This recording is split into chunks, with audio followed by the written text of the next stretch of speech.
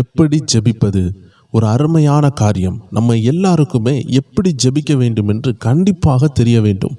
ஏனென்றால் தேவ ஜனங்கள் யாராக இருந்தாலும் ஜெபத்தின் மூலமாக தான் ஒரு ஆசீர்வாதத்தை வாங்க முடியும்.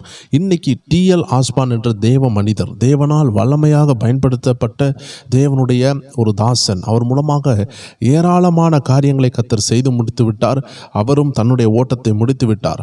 ஆனால் அவர் வாழ்ந்த காலத்தில் அற்புதங்கள் அடையாளங்களும் அநேக ஆத்துமாக்கள் கர்த்தர்கிட்ட வருகிறதற்கும் ரகசியமாக இருந்தது இந்த ஜெபம்தான். ஜெபிக்கிற மனிதன் தேசத்தை அசைப்பான். ஜெபிக்கிற முழங்கால்கள் தேசத்தை ஆளுகை செய்யும். ஜெபம்தான் ஜெபிக்கிற தேவ தாசனுடைய அந்த ஆண்டவர் தான் இந்த தேசத்தை ஆளுகை செய்து கொண்டிருக்கிறார். அதனால அந்த தேவனுடைய ஆளுகையை தேசத்தில் கொண்டு வரணும்னா நம்ம ஒவ்வொருவரும் ஜெபிக்கிறவர்களாக இருக்க வேண்டும்.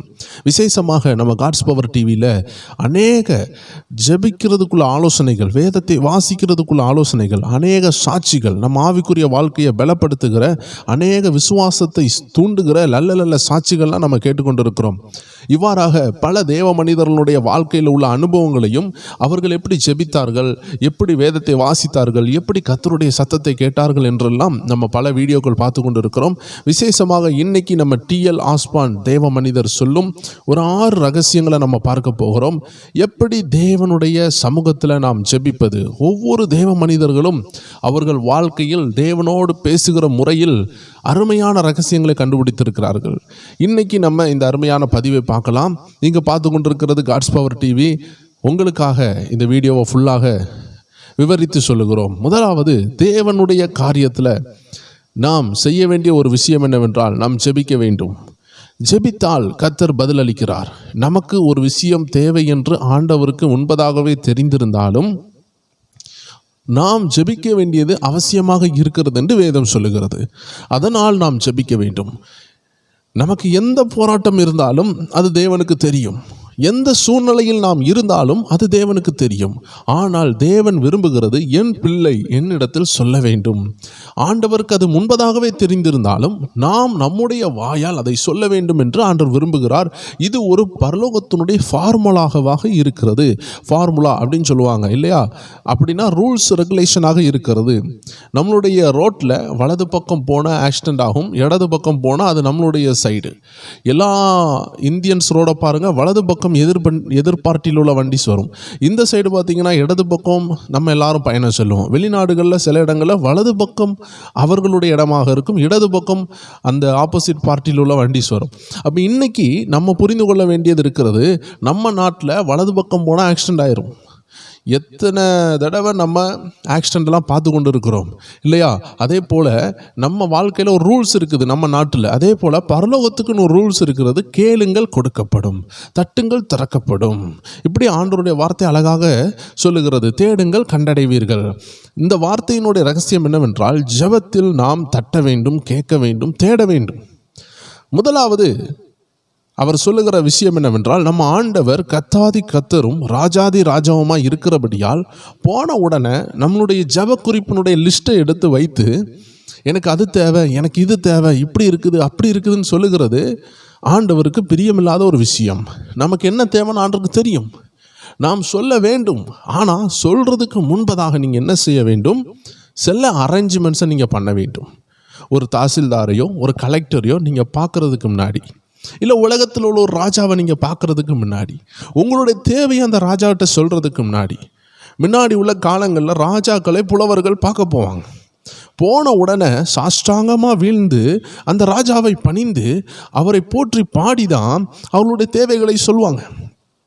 அதை தான் டிஎல் ஆஸ்பான் என்ற தேவமனிதன் அழகாக சொல்லுகிறார். நீங்கள் முதலாவது ஆண்டவரை தேடும் பொழுது பணிந்து குனிந்து நீங்கள் அவரை வணங்க வேண்டும். ஆண்டவரை அறியாத ஜனங்கள், ஆண்டவர் என்று சொல்லப்படாத வேதம் சொல்லுகிற விக்கிரங்களுக்கு முன்னாடி சாஷ்டாங்கமாக விழுந்து கிடக்கிறார்களே. ஜீவனுள்ள தேவனுக்கு முன்பதாக என்னைக்காவது ஒரு நாள் நீங்கள் சாஷ்டாங்கமாக விழுந்திருக்கிறீங்களா என்று யோசித்து பார்க்க இந்த மனிதர் தூண்டுகிறார். ஏனென்றால் நாம் முழங்காலில் நிற்கிறோம், ஆனால் முடிந்தால் சாஷ்டாங்கமாக விழ வேண்டும். என்னுடைய ஊழிய அனுபவத்தில் இது ரொம்ப அதிசயமான ஒரு அனுபவமாக இருக்கும். செய்து பாருங்களேன். தனி அறையில் செல்லுங்கள்.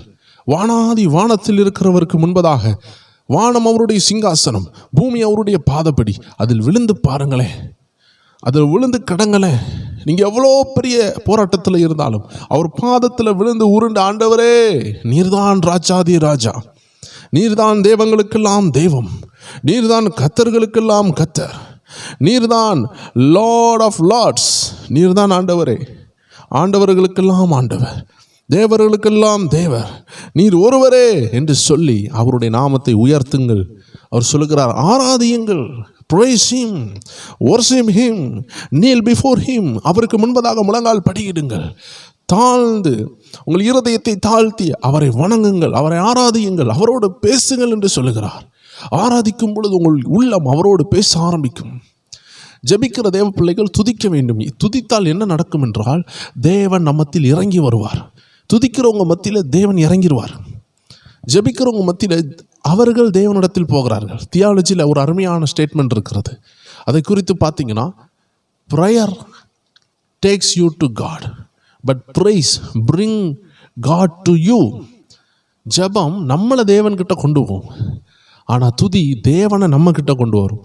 அதனால் நம்மளுடைய ஜெபத்தில் ரெண்டுமே இருக்க வேண்டும். துதிக்கணும், ஆராதிக்கணும், தேவன் நம்மத்தில் வந்து விடுவார். துதிக்கிறவங்கள மத்தியில், துதியின் மத்தியில், இஸ்ரவேலின் துதிகள் மத்தியில் அவர் வாசமாக இருக்கிறாராம். அதனால் துதிக்க வேண்டும், ஆராதிக்க வேண்டும், அவ்வாறாக ஆண்டவரிடத்தில் பேச வேண்டும். ரெண்டாவது காரியம் வேத தியானம். ஜெபத்தில் பைபிள் இல்லாமல் இருக்கவே கூடாது. தேவ மனிதர் டி.எல். ஹாஸ்பானுடைய வாழ்க்கையில் கூட ஆழ்ந்த தியானம். ஆண்டவருடைய ஐடியா என்ன? நம்ம ஒரு பிஸ்னஸ் செய்ய போகிறோன்னா அந்த பிஸ்னஸுக்கு நமக்கு முன்னோடிகளாக இருக்கிற மூத்த பிஸ்னஸ்மேன்ஸ் இருப்பாங்க. அவங்களுடைய ஐடியா நமக்கு ரொம்ப உதவியாக இருக்கும். நீங்கள் புதிதாக ஒரு புதிய நாட்டில் போய் பிஸ்னஸ் செய்ய போகிறீங்கன்னா அந்த பிஸ்னஸை ஆல்ரெடி அந்த தேசத்தில் பண்ணி சிறப்பாக சாதித்தவர்கள் இருக்கும் பொழுது அவர்களுடைய ஆலோசனை ரொம்ப அற்புதமாக இருக்கும் புதிதாக தொடங்குறவர்களுக்கு. இதே போல் ஆண்டவருடைய ஆலோசனையை நம்ம பெற்றுக்கொள்கிறது தான் மெடிடேஷன், தியானம், வேத தியானம். கர்த்தருடைய சிந்தனையில் என்ன இருக்குது என்பதை நீங்கள் புரிந்து கொள்ள வேண்டும் என்றால் நீங்கள் வேதத்தை வாசிக்கணும், வேதத்தை தியானிக்கணும். தேவ மனிதர் டி.எல். ஹாஸ்பான் சொல்லுகிறார், prayer and word must go together, must be closely connected அப்படி சொல்லுகிறார். வேதமும் ஜெபமும் இணைந்திருக்க வேண்டும். நீங்கள் எதை ஜெபிக்க வேண்டும்? வேத வசனங்களை ஜெபிக்க வேண்டும். வேதத்தில் உள்ள கருத்தை உணர்ந்து ஜெபிக்க வேண்டும். கர்த்தர் என் மேய்ப்பராய் இருக்கிறார் என்று வாசித்து விட்டீர்கள் என்றால் அந்த வசனத்தை எடுத்து அதை ஜெபிக்க வேண்டும். ஆண்டவரே நீர் என் மேய்ப்பராய் இருக்கிறீர், நான் எப்படி தாழ்ச்சி அடைய முடியும்? எனக்கு எப்படி குறைவாக இருக்க முடியும்? எனக்கு இந்த தேவை இருக்கிறதப்பா, இதனால் என் விசுவாசம் போராட்டத்தில் தள்ளப்படுகிறது, என் குடும்பம் என்னை சந்தேகப்படுகிறது, எனக்கு இந்த தேவையை சந்தித்து தாங்க ஆண்டவரே, நீர் என் மேய்ப்பர், ஐ கிளைம் திஸ் ப்ராமிஸ், நான் இந்த வார்த்தையை உரிமையோடு கேட்கிறேன், எனக்கு செய்து தாங்க தகப்பனேன்னு சொல்லி வேத வசனத்தை வைத்து எந்த தேவ ஜனங்கள் எல்லாம் ஜெபிக்கிறார்களோ கண்டிப்பாக ஆண்டவர் பதில் கொடுத்தே ஆக வேண்டும். ஏனென்றால் அவர் தான் சொல்லியிருக்கிறார் வேதத்தில், அவர் நம்மளுடைய மேய்ப்பன். அப்போ அவர் நிச்சயமாக நடத்துவார். ஒருவேளை நீங்கள் கேட்டது உடனே நடக்கலைன்னா ஆண்டவர் சொல்லுகிறார், என் நேரத்தில் உனக்கு செய்து தருவேன் மகனே, நீ கொஞ்சம் காத்திரு. ஏன் காத்திருக்க சொல்கிறாருன்னா, காத்திருந்தால் கழுக போல பலன் வருமா, அதனால காத்திருக்க சொல்கிறாரு. நீங்கள் காத்திருந்தீங்கன்னா என்ன செய்வீங்க? அவரே நோக்கி பார்த்துக்கிட்டே இருப்பீங்க. அவரை நோக்கி பார்க்கும்போது என்ன நடக்கும்? உங்கள் முகம் பிரகாசம் அடைஞ்சிரும். அப்போ உங்களை பிரகாசம் அடைய வைக்கிறதுக்காகவே காத்திருக்க வைக்கிறார். நீங்கள் பலன் அடைகிறதுக்காகவே நீங்கள் காத்திருக்கிறீங்க. ஆனால் நம்ம என்ன நினைக்கிறோம்? ஆண்டவர் ஜெபத்துக்கு பதில் தரலையே, ஆண்டவர் என் ஜெபத்தை கேட்காம போயிட்டாரே, ஒருவேளை நான் செய்த பாவமாக இருக்குமோ, என் மேலே அவருக்கு பாசம் இல்லையோ. இதெல்லாம் யார் யோசிக்கிறா தெரியுமா? இயேசுவின் ரத்தத்தினால் கழுவப்பட்ட பிள்ளைகள் யோசித்து கொண்டு இருக்கிறாங்க. ரத்தத்தினால் கழுவப்பட்ட நீங்கள் வசனத்தினால் உங்களை கழுவுனா போதுமே. ரத்தம் உங்களை கழுவி விட்டது. இனி ஒவ்வொரு நாளும் வசனத்தினாலும் ஆவியினாலும் உங்களை கழுவ வேண்டும். அதை தான் ஆண்டவர் சொல்லுகிறார். நீங்கள் கேட்ட இந்த வசனம், இந்த உபதேசம் உங்களை சுத்திகரித்திருக்கிறது என்று வேதம் சொல்லுகிறது. அதனால் ஆண்டவர் என் ஜெபத்தை கேட்கலை என்று சொல்கிறதுக்கு பதிலாக ஆண்டவர் என்ன செய்து கொண்டிருக்கிறாருன்னு பார்க்கறதற்காக ஆண்டோடைய வார்த்தையை தேவ மனிதன் வலியுறுத்துகிறார். அதனால் தியானம் ஜெபத்தில் ரொம்ப முக்கியமானது. மூணாவதாக பரிசுத்த ஆவியின் சத்தத்தை கேட்க வேண்டும். Be sensitive to the Holy Spirit. அவருடைய மெல்லிய சத்தத்துக்கு கூர்மை உள்ளவர்களாக நீங்கள் மாற வேண்டும் என்று சொல்லுகிறார். உங்கள் ஆவியையும் உங்கள் ஆத்மாவையும், உங்கள் ஆவின்னு சொல்லுகிறது உள்ளான மனுஷன், உங்கள் ஆத்மான்னு சொல்லுகிறது உங்கள் மனம் சித்தம் உணர்ச்சி சேர்ந்த கலவை தான் உங்கள் ஆத்மா. வில் எமோஷன் ஃபீலிங் இதெல்லாம் சேர்ந்தது தான் உங்களுடைய சோல். உங்கள் ஸ்பிரிட்டுன்னு சொல்லுகிறது உங்கள் உள்ளான மனுஷன், அவனுக்குள்ள தேவனுடைய உறவு இருக்கிறது, ஃபெல்லோஷிப், உள் உணர்வு இருக்கிறது, இன்ட்யூஷன், அவனுக்குள்ள தான் கான்சைன்ஸ் இருக்கிறது, மனசாட்சி. இவ்வாறாக இந்த 2 கலவையும் சேர்ந்து பரிசுத்த ஆவின்னு சொல்லுகிற சத்தத்துக்கு கீழ்ப்படிய வேண்டும். தேவ மனிதர் டி.எல். ஆஸ்பான் அழகாக சொல்லுகிறார், வேதம் சொல்லுகிறதை தெளிவாக சொல்லி தருகிறார். என்ன தெரியுமா சொல்கிறாரு? இந்த உலகத்தில் தேவனுடைய இருதயத்தை அறிந்தது யார்? வேத புஸ்தகத்தில் இருக்கிறது தேவனுடைய இருதயம்தான். ஆனால் அதை நீங்கள் வாசிக்கும் பொழுது அதில் இருக்கிற வண்ணமாகவே உங்களுக்கு புரிய வைக்கிறது பரிசுத்த ஆவியானவர். ஏனென்றால் பரிசுத்த ஆவியானவர் மட்டுமே தேவனுடைய ஆழங்களை அறிந்திருக்கிறார். எந்த நேரத்தில் பிதாவாகிய தேவன் இயேசு கிறிஸ்து இதை எந்த நேரத்தில் எப்படி எவ்வளோ வேதனையோடு எவ்வளோ வருத்தத்தோடு இல்லை எவ்வளோ சந்தோஷத்தோடு எப்படி பேசினார்கள் என்று, எந்த தருணத்தில் பேசினார்கள் என்று யாருக்குமே தெரியாது. ஒரே ஒரு நபருக்கு தான் தெரியும், அதுதான் பரிசுத்த ஆவியானவர். அவர்தான் பிதாவுடைய ஆழங்களை, தேவனுடைய ஆழங்களை அறிந்தவர். இப்போ நமக்கு ஒரு பெரிய வாய்ப்பு இருக்குது இந்த உலகத்தில். அந்த வாய்ப்பு என்னன்னா, இந்த பரிசுத்த ஆவியின் சத்தத்தை கேட்க முடியும். பழைய ஏற்பாட்டில் இந்த பரிசுத்த ஆவியின் சத்தத்தை கேட்க அவர்களுக்கு முடியவில்லை. அப்பப்போ பரிசுத்த ஆவி வருவார், போயிடுவார். ஆனால் அந்த புதிய ஏற்பாட்டில் இயேசு கிறிஸ்து சொன்னார், நான் இந்த உலகத்தை விட்டு போகிறேன். அதனால இந்த உலகத்துக்கு ஒரு தேற்றரவாளன், ஒரு கம்ஃபோர்டர், ஒரு பேராக்ளைட் அப்படின்னு சொல்லப்படுகிற இந்த பரிசுத்த ஆவியானவர், நியூமா அப்படின்னு சொல்லுகிற இந்த பரிசுத்த ஆவியானவரை கர்த்தர் நமக்கு கொடுத்து கொண்டு போயிருக்கிறார். நம்ம அதை பயன்படுத்தாமல் இருந்தால் நாம் தான் அடிமைகளாக இருப்போம். நாம் தான் புத்திரராக வாழ முடியாமல் கஷ்டப்படுவோம். நாம் தான் நம்மளுடைய ரகசியங்களை அறியாமல் கஷ்டப்படுவோம். அப்போ பரிசுத்த ஆவியின் சத்தத்துக்கு செவி கொடுக்க சொல்லுகிறார். பரிசுத்த ஆவியானுடைய சத்தத்துக்கு ஏன் செவி கொடுக்கணும்னா, அவர் தான் தேவனுடைய இருதயத்தை அறிந்தவர். உங்கள் கையில் இருக்கிற வேதம் தேவனுடைய இருதயத்தில் உள்ள வார்த்தைகள் தான். ஆனால் அதை நீங்கள் புரிய வேண்டும் என்றால் தேவனுடைய இருதயத்தை அறிந்தவர் உங்களுக்கு சொல்லித்தர வேண்டும். நீங்கள் போய் புரியும் பொழுது உங்கள் சிந்தனை உங்களுக்கு போதித்து தருகிறதை காட்டிலும், ஏன்னா உங்களுக்கு தேவனுடைய இருதயத்தை கண்டுபிடிக்க முடியாது. நீங்கள் வாசிக்கும் பொழுது எந்த நோக்கத்தோடு பரிசுத்த ஆவியானவர் தேவன் அதை சொல்லியிருக்கிறார் என்று பரிசுத்த ஆவியானவர் சொல்லி தருவார். உங்களுக்கு வாசிக்க மட்டும்தான் தெரியும், ஆனால் உங்களுக்கு புரிந்து கொள்ளக்கூடிய கெப்பாசிட்டியை பரிசுத்த ஆவி தான் தரார். நீங்கள் வாசிக்கும் பொழுது அந்த வசனம் எப்படி எழுதப்பட்டது, தேவன் எந்த நோக்கத்துக்காக சொல்லுகிறார், உங்களுக்கு இப்போ என்ன விஷயத்திற்காக இந்த வசனத்தை எடுத்து பேசுகிறார் என்று உங்களுக்கு புரிய வைக்க போகிறது உங்கள் சிந்தனை கிடையாது. உங்கள் சிந்தனையால் வசனத்தை உங்களுக்கு புரிய வைக்க முடியும் என்றால் பரிசுத்த ஆவியானவர் நமக்கு தேவையில்லை. வேதம் சொல்லுகிறது அவர் நம்மளை சகல சத்தியத்துக்குள்ளே நடத்துவார். ஏன் அவர் நமக்கு தேவை? நம்ம சிந்தனை போராதா? நமக்கு ஆண்டு மூளை தரவில்லையா? ஞானம் தரவில்லையா? தந்திருக்கிறார். ஆனால் தேவனை அறிந்து கொள்ள அந்த ஞானம் போராது. ஏன்னா தேவனை அறிந்து கொள்ள தேவனோடு இருக்கிற ஒரு நபர் நமக்கு தேவை. அவர்தான் பரிசுத்த ஆவியானவர். அதனால்தான் ஒவ்வொரு விசுவாசிகளுக்கும் பரிசுத்த ஆவி தேவை, ஒவ்வொரு பேருக்கும் தேவை. இந்த புதிய ஏற்பாட்டில் அதை ஒவ்வொரு பேருக்கும் கொடுத்திருக்கிறார். 4வதாக எப்படி ஜெபிக்க வேண்டும் என்றால், தேவனுடைய சித்தத்தோடு இணைந்து நாம் போகிறதற்காக ஜெபிக்க வேண்டும். Align your plan with God's will. அப்போ தான் நீங்கள் ஜெபிக்க முடியும். நீங்கள் ஜெபிக்கும் பொழுது நாமளாக போய் நிறைய விஷயம் கேட்போம். ஆனால் தேவன் நமக்குன்னு ஒன்று வச்சுருப்பார். நம்ம ஒன்று கேட்போம், ஆனால் ஆண்டவர் 100 வச்சுருப்பார். நமக்கு ஃபோக்கஸ் எல்லாம் இந்த ஒன்று வேணும், இந்த ஒன்று வேணும். ஆனால் ஆண்டவர் மொத்தம் தருவார். நம்ம சில நேரம் ஆண்டவரே எனக்கு இது தாங்கன்னு கேட்போம், ஆண்டவர் மொத்தமாக தரணும்னு நினைப்பார். அதனால தான் தேவ ஜனங்கள் எப்பொழுதுமே தேவ சித்தத்தோடு அலைனாக வேண்டும். தேவ சித்தத்தோடு அலைன் ஆகலைன்னா நீங்கள் என்றைக்குமே சந்தேகத்தோடு தான் இருப்பீங்க, என்ன நடக்குதுன்னே தெரியாது. அதனால் ஒரு தேவஜனம் எப்பொழுதுமே ஜெபிக்கும் பொழுது என் தேவன் தம்முடைய சித்தத்தை செய்வார், எனக்கெல்லாம் நன்மையாக செய்வார், இந்த புரிதலோடு ஜெபிக்க வேண்டும். எத்தனை போராட்டம் வரட்டும், அது எனக்கு நன்மையாக மாறும், என்னை உருவாக்கும், என்னை பாதுகாக்கும். என் போராட்டம் என்னை பாதுகாக்கிறது, என் போராட்டம் என்னை உயர்த்துகிறது, என் பாடு எனக்கு கற்றுத்தருகிறது. இன்னும் சிறந்தவனாக, இன்னும் மேலானவளாக, இன்னும் மேலானவனாக, இன்னும் ஞானத்தில் சிறந்தவனாக என் உபத்திரம் என்னை மாற்றுகிறது. தானியேல், சாத்ராக், மேஷாக், ஆபேத்நேகோ இவர்களுக்கு எல்லாருக்கும் போராட்டம் வந்தது. அதனால் அவர்கள் 10 மடங்கு சிறந்தவர்களாய் மாறினார்கள். எப்பொழுதுமே உங்கள் சித்தத்தை தேவ சித்தத்தோடு இணைக்கணும். எப்பொழுதுமே உங்கள் எண்ணங்களை தேவனோடு இணைத்து பாருங்கள். தேவ சித்தம் உங்களுக்குள் செயல்படுகிறதை நீங்கள் பார்ப்பீங்க. உங்கள் ஜெபம் சந்தோஷமாக இருக்கும். இன்றைக்கி அநேகருடைய ஜெபம் கசக்கிறதுக்கு காரணம் தேவ சித்தம் என்னவென்று உணராமல் ஜெபிப்பாங்க.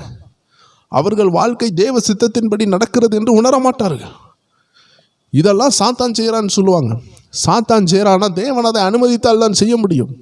தேவன் நம்புகிறார், என் பிள்ளை இந்த போராட்டத்திலும் எழும்பி வருவான் என்று நம்புகிறார். ஆம் தேவ ஜனங்களே, ஆண்டவர் பாவத்தினால் சோதிக்க மாட்டார் தான். ஆனால் பாவத்தை சோதிக்கிற சாத்தானை நமக்கு அனுமதிக்கலாம். ஏனென்றால் நாம் அப்பொழுதுதான் ஜெபிப்போம், அப்பொழுதுதான் அந்த பாவத்தை எப்படி ஜெயிக்க வேண்டும் என்று யோசிப்போம், அப்பொழுதுதான் நம்ம இருதயத்தில் வசனத்தை கொண்டு போவோம். நான் உமக்கு விரோதமாக பாவம் செய்யாதபடிக்கு என் இருதயத்திற்குள் உம்முடைய வசனத்தை வைத்து வைத்தேன் என்று சங்கீதக்காரன் சொல்லுகிறார். அப்போ பாவம்னு ஒரு போராட்டம் வந்தாதான் வசனத்தை இருதயத்துக்குள் வைக்க வேண்டும் என்ற உணர்வு வரும். அப்பொழுதுதான் வசனத்தை சும்மா வாசித்து ஒரு வேடிக்கையாளராக நாம் இல்லாதபடி. இன்றைக்கி நிறைய பேர் சபைக்குள்ளே போயிட்டு பாஸ்டர் எப்படி பேசுகிறாங்க, ஸ்பீக்கர் எப்படி இருக்கிறது, ஏசி இருக்குதா, ரூம் எப்படி இருக்குது, வருகிறவங்க எப்படி இருக்காங்க, வாய் பார்த்துட்டு வராங்க, பார்வையாளர்களாக இருக்கிறாங்க. என்னைக்கு அவர்கள் வசனத்துக்கு சீரியஸாக மாறுவார்கள் என்றால் 4 போராட்டம் வரும் பொழுது, அப்பொழுதுதான் அவர்கள் சீரியஸ்னஸ் வரும். வசனத்தை இருதயத்துக்கு கொண்டு போகணும், சும்மா பார்வையாளராக இருக்கக்கூடாது. Christianity is not a game. அது ஒரு விளையாட்டு கிடையாது, அது ஒரு போராடும் போர்க்களம். அது ஒரு பிளே கிரவுண்டு கிடையாது. Christianity is not a play ground, it is a prayer ground. அது ஒரு ஜபக்களம், ஒரு யுத்தக்களம். கிறிஸ்தவ வாழ்க்கை ஒரு யுத்தக்களம், ஆவிக்குரிய யுத்தக்களம், நம்ம விசுவாசத்தை காத்துக்கொள்ளுகிற யுத்தக்களம். அதனால் நம்ம தேவ சித்தத்தை உணர்கிறதற்கு, நம்ம தேவ சித்தத்துக்கு நம்ம விட்டு கொடுத்தா, நம்ம லைஃப்பில் எது நடந்தாலும் தேவ சித்தம்னு நம்ம உணர்ந்து கொண்டு, தேவன் நம்மளை நடத்துகிறார் என்று உணர்ந்து கொண்டு ஜெபிக்கிற ஜெபம் மிகவும் அற்புதமான ஜெபம். 5வதாக, வேதத்தில் உள்ள வசனத்தை அடிப்படையாக வைத்து விசுவாசித்து ஜெபிக்க வேண்டும். விசுவாசித்து ஜெபிக்கணும். இப்போ நிறைய வசனம் இருக்குது, வேதத்தை திறந்தா ஆயிரக்கணக்கான வசனம் இருக்குது. இது எல்லாமே உங்களுக்கு பெரிய சொத்து. ஒரு வசனம் உங்கள் வாழ்க்கையை தலைகீழ மாற்றிடும். ஒரு வசனம் உங்களோட பேசிச்சுன்னா உங்கள் வாழ்க்கையை மாற்றிடும். அதனால தான் ஆண்டு சொல்லுகிறார், இரவும் பகலும் அந்த வேதத்தோடு இருன்னு சொல்கிறார். ஏன்னா ஆண்டு என்ன தெரியுமா நினைக்கிறாரு, உங்களை மட்டும் மாற்றணும்னு நினைக்கல, உங்கள் தலைமுறையே ஆசீர்வதிக்கணும்னு நினைக்கிறார். ஒரு வசனம் நினச்சா உங்கள் வாழ்க்கையை மாற்றுதுன்னா, ஒரு அருமையான சகோதரன் ரொம்ப கடன் பாரத்தில் இருந்தார். அப்படிப்பட்ட ஒரு சகோதரன் அவர் ஊழியத்துக்குள் வரும்பொழுது ஆண்டு சொன்னார், நீயோ அநேக ஜாதிகளுக்கு கடன் கொடுப்பாய், நீயோ கடன் வாங்காதிருப்பாய் என்று சொன்னார்.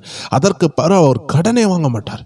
அவர் வாழ்க்கையை மாறினது, தலைகீழாக மாறினது. அநேக ஆயிரங்களுக்கு கொடுக்கிற அளவில் கர்த்தர் அவரை உயர்த்தினார்.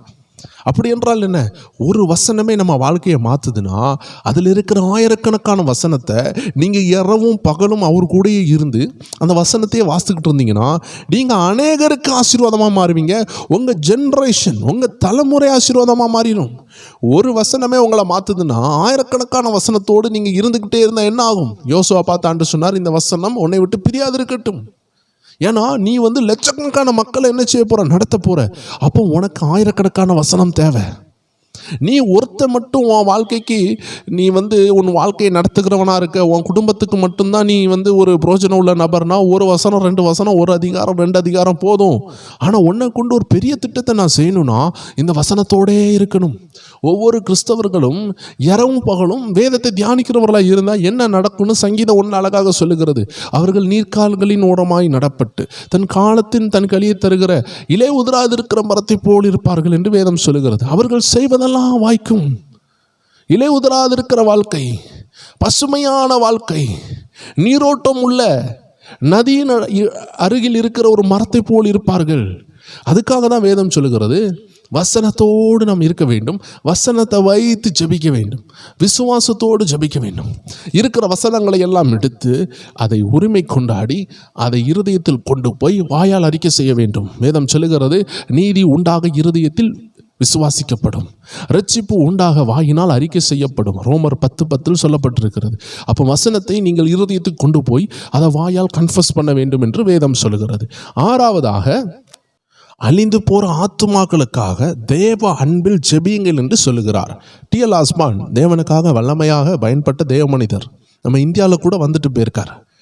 அப்படிப்பட்ட தேவனுக்காக பல ஆயிரங்களையும் லட்சங்களையும் ஆதாயப்படுத்திய தேவ மனிதர். அப்போ அவருக்கு ஆண்டு சொல்லி கொடுத்தது எப்பொழுதுமே தேவ அன்புனால ஜனங்களுக்கு ஜெபம் பண்ணு. ஏன்னா ஆயிரக்கணக்கான மக்கள் எப்பொழுது ஜெப லைனில் வந்து ஜெபிக்கும் பொழுது 1000 பேருக்கும் ஜெபித்து முடிக்கும் பொழுது 6 மணிக்கூர் 5 மணிக்கூர் போய்விடும், காலெல்லாம் வலிக்கும். அப்போ என்ன ஆகும்? தனக்கு உடம்பு வலிக்கும். ஐயா ஒரு நிமிஷம் நான் ஒரு இன்ட்ரோல் போயிட்டு வரேன்னு கேட்க முடியாது. மக்கள் லைனில் இருப்பாங்க, மக்களை விட்டுட்டு போக முடியாது. வயிறு வலித்தாலும் தலை வலித்தாலும் என்ன ஆனாலும் மக்களுக்கு ஜெபித்து தான் ஆகணும். மழையே அடித்து கொண்டு இருக்கலாம். அப்போது எல்லாரும் எனக்காக ஊழியர் ஜெபிக்க மாட்டாங்களா, ஒரு வார்த்தை ஜெபிக்கட்டுமேன்னு காத்திருப்பாங்க. அப்போ இந்த நேரத்தில் முறுமுறுக்காமல் ஜெபிக்கணும். நிறைய சாத்தானின் கட்டுகள் இருக்கும். பிசாசு ஜெபிக்க விடாது, எரிச்சலை உண்டாக்கும், கோபத்தை உண்டாக்கலாம். அப்போ ஆண்டு சொல்லி கொடுத்தார், அன்புனால ஜெபிக்கணும். ஏன்னா அன்பு மட்டும்தான் ஆண்டருடைய வல்லமையை கடத்தி கொண்டு போகும். நம்மளுடைய விசுவாசம் அன்புனால தான் கிரியை செய்கிறது. அதை பற்றி தான் வேதம் சொல்லுகிறது. அன்புனாலே கிரியை செய்கிற விசுவாசம் அதுதான் உதவும், வேறு ஒன்றும் உதவாது என்று வேதம் சொல்லுகிறது. அதனால தேவச்சனங்களே, நீங்கள் எப்பொழுதும் ஜெபித்து முடிக்கும் பொழுது தேவ மனிதர் டி.எல். ஆஸ்மான் சொல்லுகிற மாதிரி அவர் ஒரு ஊழியக்காரராக இருந்ததுனால பல ஆயிரங்களுக்கு ஜெபிக்கிறதுக்கு அவர் ஆயத்தப்படும் பொழுது அன்புனால் நிரப்பப்பட்டார். இன்றைக்கி நம்ம பெரிய ஊழியங்களை செய்கிறோமோ இல்லையோ, நம்ம எப்பொழுதும் ஜெபித்து முடிக்கும் பொழுது நாம் பெற்ற இந்த ரட்சிப்பை பெறாமல் எத்தனையோ ஆத்துமாக்கள் இருக்கிறாங்க. அவர்கள் இந்த ரட்சிப்பை பெற்றுக்கொள்ள நாம் கண்டிப்பாக ஜெபிக்க வேண்டும். அன்பான ஜெபத்தில் அடுத்தவங்களுக்காக ஜெபிக்காம, தேசத்துக்காக ஜெபிக்காம ஒருத்தரால் இருக்க முடியாது. ஏன்னா நம்ம அன்புனால் ஜெபிக்கும் பொழுது கண்டிப்பாக இதை செய்வோம். எப்போல்லாம் நம்ம அன்பில் ஜெபிக்கலையோ அப்போ நம்ம தேவைகளுக்காக மட்டும் ஜெபிக்கும் பொழுது நம்ம என்ன செய்வோம்? பிறருக்காக ஜெபிக்கிறதை மறந்து விடுவோம். ஆண்டு அழகாக சொல்லுகிறார், உன்னை போல பிறரை நேசி. அப்போ நம்ம வசனத்துக்கு கீழ்ப்படிந்த ஒரு ஜெப வாழ்க்கையை அமைக்கும் பொழுது நம்ம தன்னாலே பிறருக்காக ஜெபிப்போம். அட்லீஸ்ட் ஒரு சிறிய மணிக்கூறாது, ஒரு சின்ன நிமிடங்களாவது நாம் ஜெபிக்க வேண்டும். அன்பு நாள் நிறைந்து என்னை போல் எத்தனை பேர் பாடுபடுறாங்களே, இவங்களுக்கும் உதவி செய்யுங்க ஆண்டவரே. விசேஷமாக எல்லாரும் ரட்சிக்கப்படுறதுக்காக நாம் ஜெபிக்கணும். ஊழியர்கள் தேசத்தில் அனுப்பப்பட ஜெபிக்கணும். இதெல்லாம் தேவ ஜனத்தினுடைய கடமையாக இருக்கிறது. அதனால் தேவ ஜனங்கள் முடிந்த லெவல் என்ன செய்யணும்? ஆண்டவருடைய சமூகத்தில் உங்களை ஒப்பு கொடுத்து தேசத்துக்காக ஜெபிக்க, அழிகிற ஆத்துமாக்களுக்காக ஜெபிக்க. நம்ம இந்தியா பாருங்கள், பறந்து விரிந்த தேசம். பல மாநிலங்கள், பல மாவட்டங்கள், பல கிராமங்கள், என்னெல்லாமோ இருக்கிறது. எல்லாவற்றுக்காக நீங்கள் ஜெபிக்கணும். இதை கேட்குற, இந்த பதிவை கேட்குற யாராக இருந்தாலும் சரி, முடிந்தால் ஒரு இந்தியா வரைபடம் வாங்கி வச்சு அதை கை வைத்து ஜெபிங்க. இதை கேட்குற 1000 பேராக இருக்கலாம், 10,000 பேராக இருக்கலாம். இது அட்லீஸ்ட் ஒரு 100 பேர் எழும்புனா கூட ஆண்டோடைய நாமம் மகிமைப்படும். நாம் பார்த்ததை ஒரு விஷயம் கூட நம்ம வேகமாக பார்த்துடலாம். முதல் காரியம், நம்ம ஆண்டவர்கிட்ட வரும்பொழுது அவர் ராஜாதி ராஜாவாக இருக்கிறபடியால் அவரை பணிந்து வணங்கி ஆராதித்து அவரோடு பேச ஆரம்பிக்கணும். 2வது காரியம், நாம் அவரோடு தியானத்தில் இருக்க வேண்டும், வேதத்தை வாசிக்க வேண்டும், வேதத்தை வாசித்து ஜெபிக்க வேண்டும். ஜெபமும் வேத வசனம் 2 சேர்ந்து செல்ல வேண்டும். 3வதாக பரிசுத்த ஆவியின் சத்தத்தை கேட்க வேண்டும். அவருடைய மெல்லிய சத்தத்துக்கு நாம் கூர்மை உள்ளவர்களாக, சென்சிட்டிவ் உள்ளவர்களாக இருக்க வேண்டும். 4வதாக நம்மளுடைய எண்ணத்தை நாம் நிறைவேற்ற விரும்புகிறவராய் இல்லாமல் கர்த்தருடைய சித்தத்தை புரிந்து நம்முடைய சிந்தனையை அவருடைய சித்தத்துக்கு நேராக நாம் வடிவமைக்க வேண்டும், இணைந்து செல்ல வேண்டும். அவருடைய பிளான் கூட we should align our plan with God's will. 5வதாக எந்த வசனத்தையும் வசனத்தின் அடிப்படையில் நாம் என்ன செய்ய வேண்டும்? வசனத்தை எடுத்து தியானித்து விசுவாசத்தோடு ஜெபிக்க வேண்டும். நாம் ஜெபம் பண்ணும் பொழுது அந்த ஜெபத்தில் விசுவாசமுள்ள வசனங்கள் இருக்க வேண்டும். வசனத்தை வாசித்து அதன்படி ஜெபிக்க வேண்டும். 6வதாக ஆத்ம பாரத்தோடு ஜெபிக்க வேண்டும். அன்போடு பிறருக்காக ஜெபித்து நாம் ஜெபத்தை முடிக்க வேண்டும். இவ்வாறாக ஒரு 5 அருமையான காரியங்களை தேவ மனிதர் டி.எல். ஆஸ்மான் சொல்லுகிறார். இது நம்ம ஆவிக்குரிய வாழ்க்கைக்கு ரொம்ப பிரோஜனமாக இருக்கும். உங்கள் விசுவாசத்தை தட்டி எழுப்பியிருக்கும். இப்படிப்பட்ட அநேக ஆவிக்குரிய வாழ்க்கைக்கு தேவையான சாட்சிகள், இயற்கைக்கு அப்பாற்பட்ட சாட்சிகள், எப்படி ஜெபிக்கணும், எப்படி வேதத்தை தியானிக்கணும், எப்படி ஆண்டவரோடு உறவாடணும், இப்படி நம்ம வாழ்க்கையில் உள்ள அநேக காரியங்களுக்கு நம்ம காட்ஸ் பவர் டிவியில் கர்த்தருடைய நாம மகிமைக்காக கர்த்தருடைய ஏவுதலின்படி ஒரு உணர்த்துதலின்படி நம்ம வீடியோக்கள் போட்டு கொண்டு இருக்கிறோம். இந்த வீடியோலாம் நீங்கள் மிஸ் பெறாமல் பெறணும்னா கீழே இருக்கிற காட்ஸ் பவர் டிவியினுடைய வாட்ஸ்அப் சேனலை ஃபாலோ பண்ணிக்கோங்க. எப்போல்லாம் நாங்கள் வீடியோ போடுறோமோ உங்களுக்கு தொடர்ந்து வரும். ஒரு ஆண்டவருடைய பாரத்தோடு ஒரு ஏவுதலோடு நம்ம இந்த ஊழியத்தை செய்கிறதுனால உங்களுக்கு ரொம்ப பிரோஜனமாக இருக்கும். பிரோஜனமாக இருந்தால் அநேகருக்கு பகிருங்க. மீண்டும் வேறு ஒரு வீடியோவில் சந்திக்கலாம். God bless you.